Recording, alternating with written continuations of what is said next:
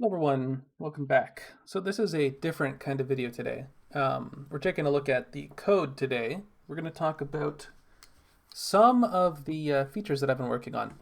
So last time we took a look at atolls, talked about those. Today we're talking about probably, in terms of coding, the biggest change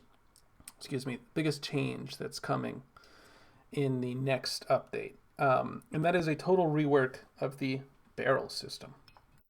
So, um, it's been a couple years since the last update came out. Part of the reason for that is that I lived in Japan for a year. I was an English teacher. Really, turns out it's quite a busy job. Out of the house for about 12 hours a day. Only had a laptop with me. I was studying Japanese like an hour and a half a day, which also took up some of my time. Um, you know, so been a while, but I'm really happy to be getting back into coding now that I'm back in Canada. Um, been spending a lot of time recently working on this, and this has been the most daunting task: is figuring out how I'm going to capture all the different ideas that I have for barrels. This actually started with a request to make barrels work better with forged fluids, to use the forged fluid mechanics, and that just turned into kind of like well, a whole can of worms. But I'm actually quite happy with where this is going. So, uh, some of the things that are going to happen in this next update is fluids are going to have their own NBT data. So that means that we can have um, individual attributes to the fluids like alcohol content or flavor profiles or something. Um, the barrels are going to have their liquid and solid storage combined so that you can access both at the same time. And then we'll talk a little bit about how that's going to work. And barrel recipes are changing so that they can have both multiple items as an input item, multiple recipes running in the barrel at the same time, and the recipes are going to work in steps rather than all at once. Right? So previously, you'd seal a barrel and nothing would happen right up until the barrel recipe completed, and then everything would happen at once. I also felt like there was very little feedback um, about how it was working. Some of the recipes I didn't really like the way that the recipes involving heat worked. Was not happy with them. They weren't really going. Like the heat was tracked on the barrel, and if you like unsealed the barrel while it was heating up, it would cancel the recipe. Wasn't happy with that. So this new system is quite different. Um, and also, the barrel code was a mess. Like, it was so hard to make any changes without breaking anything. To have all these different types of recipes or functionalities in the barrel working together, it was kind of a nightmare. So this system is hopefully trying to address that. And so what we're doing here is I've defined a ton of keywords and code that handles how those keywords work. And so instead of like, you know, 20 different types of recipes, if you've ever worked with an add-on with TFC Plus, um, the all the code is available on CurseForge, by the way, if you have any desire to take a look at what the code's like. But it was a mess, registering all these different recipe types and handling all these different recipe types, and is this happening, is that happening? So instead of that, the functionality will be available for any kind of recipe, and you define the functionality in the recipe. So we can take a look. This is just a test of the beer recipe. So previously there were a few different beer recipes, but now there's just a single beer recipe that handles all the beers. So we can take a look at how this is working, and I'm going to be adding more keywords as we go. So for a recipe, we can actually come down here. This is our recipe beer down here. So we have our barrel recipe. The first attribute is active recipe. So our new barrel recipes, they'll be active and inactive recipes. An active recipe is one where you have to stir it for it to work. These recipes will probably be much faster than previous recipes. Like, it's not going to take hours and hours in game. That would be something like mixing sand into lime water to make mortar slash cement, right? Like you have a pole that's in the barrel and you're sitting there, stirring it, and you're gonna watch it converting the sand into mortar right in front of you. Next is sealed recipe. So that is holdover from before, whether or not the barrel is open or closed. This is not a primitive Boolean. This is like the object Boolean, because if this is null, if you pass in null, then it's not going to matter whether it's open or closed. It'll be either one. Next is how many ticks occur between the runs of the recipe, because it happens in steps now. This is 1,000 ticks. That is 1 in-game hour. And then we define our components. So this recipe has a single component, which has both an item and a fluid. So we actually have an array of item stacks here. We have wheat germ, which is wheat malt, barley malt, rye malt, rice malt, or corn malt. Those are the optional items. So it's going to be one of these items, the first one that it finds. And then we have fluids. We have wheat beer, beer, rye beer, rice beer, corn beer, or fresh water. And for the way that this works, it actually is important that wheat is first, wheat germ is first, wheat malt is first, then wheat beer, barley malt, then barley beer, rye malt, then rye beer. That kind of matters. And then, so we have those. We have our, you can see down here, recipe tick instructions, or validations, recipe tick instructions, completion requirements, and completion instructions. So we can start up here and look at these validations. So we have an array list, which is just kind of in Java, kind of like a dynamic array of object arrays. So our object array that we're going to add, first one is the requirement code. So this one is fluid matches item list or is. So this code checks if the index of the fluid in the input fluids matches the index of the item in the input items or the arguments. So the argument is the other optional fluid. So in this case, this is checking that if the item for the recipe is, for example, wheat malt, which is index 0 in the input item list, then the fluid has to be also index 0 in the fluid list, which is wheat beer. So index 1, which is barley, means beer. Index 2, rye, means rye, and so on, or it's fresh water. And that just ensures for this recipe that you don't have rice malt in a barley beer. I've considered, and I've actually asked on the Discord if you guys want to weigh in on that, whether or not I should take that away. Now that fluids can have MBT values, I could just track, like I could just add an extra step in here that we could just keep track of which grain is going into the beer. And then it could just be a single beer fluid, which could be a mix of like 40% barley, 40% rye. You would have to do that in multiple stages. I think it'd be a lot more complicated to have multiple components, but you could probably do that too. Anyway, the next requirement is that there is, so it says fluid amount has value equal to or greater than 10. So at least 10 millibuckets of water. In the new update, 10 millibuckets is equivalent to 100 liters, or 100 milliliters, I should say. So 1 millibucket is 10 milliliters. So what's that, like 40% of a cup if you prefer using imperial. Next, we're going to look for that the tag compound has a float value. So looking at the alcohol percentage of the alcohol, the beer has to be less than 15%. That's just what I think is a reasonable cutoff to say that fermentation would stop at that point. The alcohol percentage would get too high for it to continue. And then checking that the temperature of the fluid is less than 322 Kelvin. This is around 120 Fahrenheit. And that is apparently around the time that yeast starts dying. So you're not boiling your, this just ensures you're not boiling your beer while it's fermenting. That would kill it. So those are all the validations. So as long as these are all true, then the recipe can proceed. And also, the item has to have a match and the fluid has to have a match. All right, so next step we have our recipe tick instructions. So this is what is run every 1,000 ticks once an hour. So the first instruction says convert fluid from item list.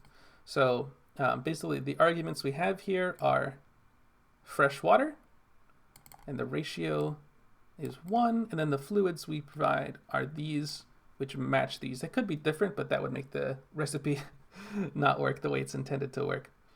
Although a different recipe might have something like that. So in this case, if the fluid in the barrel is the initial fluid, which we supply here, fresh water, then it will convert it into one of these such that the index of the item matches the index in this list. So if wheat malt is the item, then it'll make it wheat beer. If barley malt is the item, then it'll make it barley beer. If rye malt is the item, it'll make it rye beer. So that only happens, though, if we have water. So after the very first recipe tick, this will run. After that, it won't. Then we actually start an if block. So we're going to have a conditional statement. Now we have another requirement code instead of an instruction code. So this requirement code is fluid tag compound has float value. So we're just checking the alcohol content. If it is greater than 14, again, it's just similar to this 15, then we're going to set the yeast to false. So it might be that you just jump over that 14 or get close to 15. Like if it's over 15, it'll definitely stop. It won't run at all. If it's over 14 at any point, it'll kill your yeast on the malt. The next thing we do is fluid increment float compound tag by relative amount relative to food. So 2 relative amounts there. So we're saying that's the alcohol content. We want to increase it by 0.133%.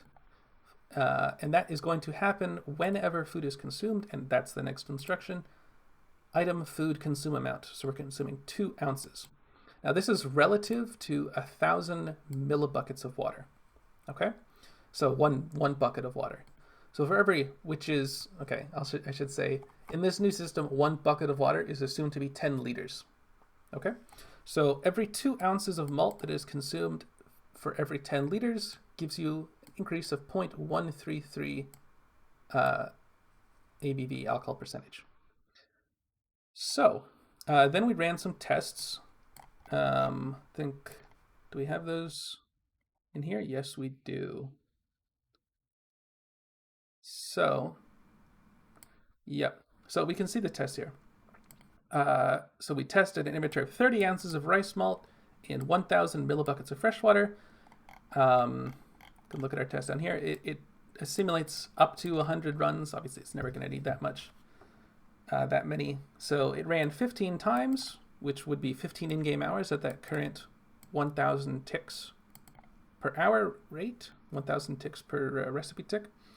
Final weight of the food was 0, so it consumed all of the food, which makes sense, 30 ounces in 15 hours at 2 ounces per hour.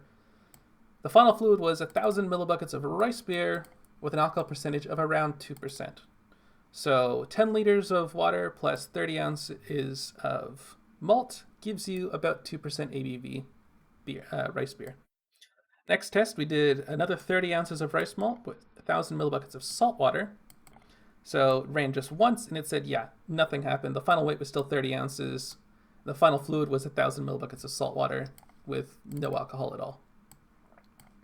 Then we did 60 ounces of wheat in 1,000 of fresh water. So it ran 30 hours. And that gave us an ABV of around 3.99 essentially. So 10 liters of 4% beer. And then the last one, we did 30 ounces of barley malt in 3,000 millibuckets of fresh water. So that took 15 in-game hours. The final alcohol percentage was 0.66 at 30 liters. Yeah, so that's working pretty well. Still got a lot of work to do. Still have to decide if there's any other things that I want to do, like this is functional. I still have to write some code in the barrels because the barrel manager needs to be updated to keep track of all these recipes and find the matches correctly. I need to write the code where the barrel will correctly find a list of matches and check how long until it needs to tick each of its recipes. Um, Probably going to be, and there's still some more work. I have some of the skeleton work for how like distillation is going to work. Um, the barrel, I mean, because I'm going to be scrapping all the old code, need to be updating it so that it can heat fluids correctly. And I need some code that's going to, I mean, I have some code that will, given two fluids, will mix them, but I need to need to write the code that's going to decide when and how to mix them. So one thing I know I want to do is have like kind of well, there's going to be a lot of attributes I want to check or track on the fluid. It's not just temperature, not just alcohol percentage, but saltiness, for example, right? So salt water is apparently around 35,000 milligrams per liter, whereas 1,200 milligrams per liter is considered undrinkable, unfit for human consumption. So there would actually be like that'd be a transition point where up to 1,200 milligrams per liter of salt content in the water, it would be fresh water. Beyond that, it would become a very light salt water, and seawater by default would start off with 35,000. But that would mean that if you diluted the seawater like 25 to 1, 25 freshwater to 1 saltwater, it should technically just make it a very salty freshwater, which would be potable, I suppose. And with the food update, we'll see if that had any effect on you. But there's lots of things like that I want to implement. But yeah, I'm really liking this new system. I think it covers everything that I want it to cover. Hopefully, there are no issues going forward. I do plan to, like I said, to allow multiple recipes to run at the same time. So an example of that might be that you are pickling.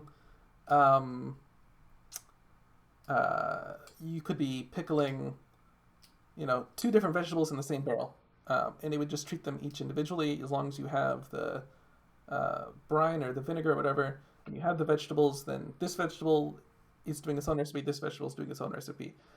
They might interact if you have two recipes running in a barrel and one of them screws up the recipe. That could be bad. Like you could put barley malt and lime in a barrel together. One of them wants to turn the water into lime water. One of them wants to turn it into beer. I suppose whichever one finished first would probably be the one that won out. I would probably invalidate the other one.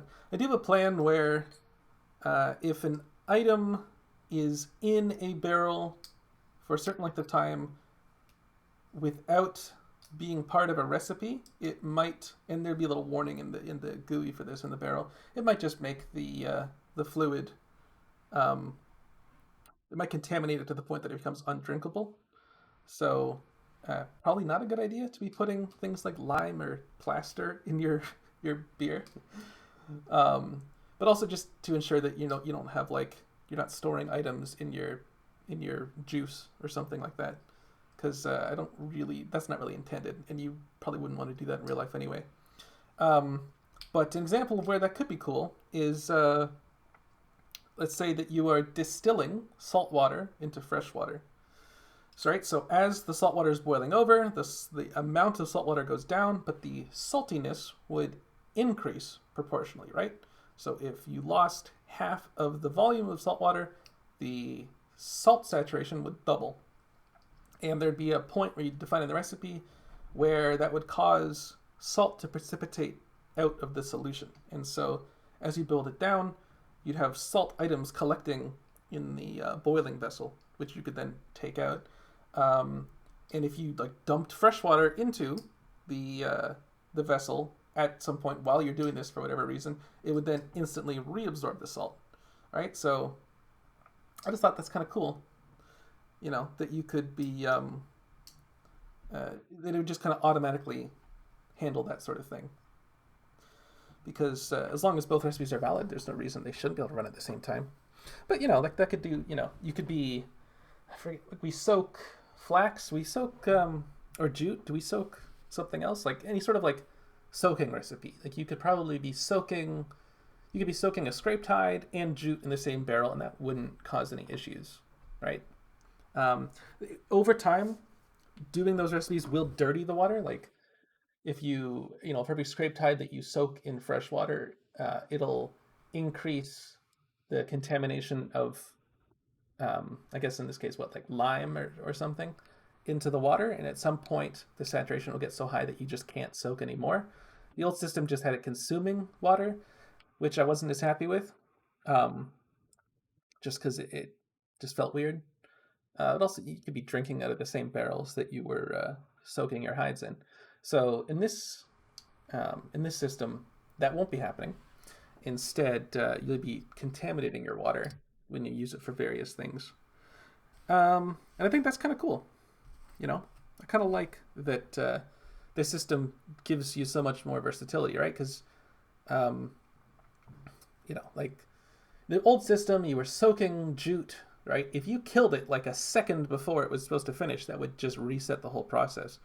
But in this new system, because what it would probably be doing is incrementing a counter, like a little counter tag on the jute as it was, you know, every time the recipe tick goes off, and then once that counter reached a certain level, it would convert the jute into jute fiber, or whatever, and then that would be the recipe finished. Right? In this case, our recipe, where is it?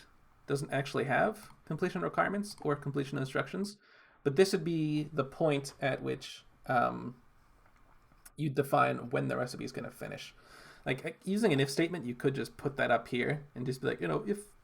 But I just felt like this is cleaner. I think it makes it more understandable, and it because if you just had to like shove all these conditionals in here, that would just make that kind of ugly. And also, it knows that if the completion instructions are processed, that it should kill the recipe, like invalidate the recipe. Um, yeah, so probably the way like soaking a scraped hide will work is it'll increment a counter on the stack of scraped hides every recipe tick, and then once that reaches a certain amount, maybe 20 counts, 20 runs of the recipe, it'll instantly convert them all into the prepared hide.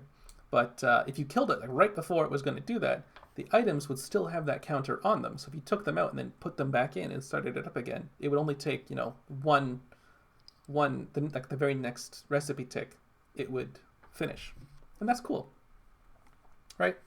I like that.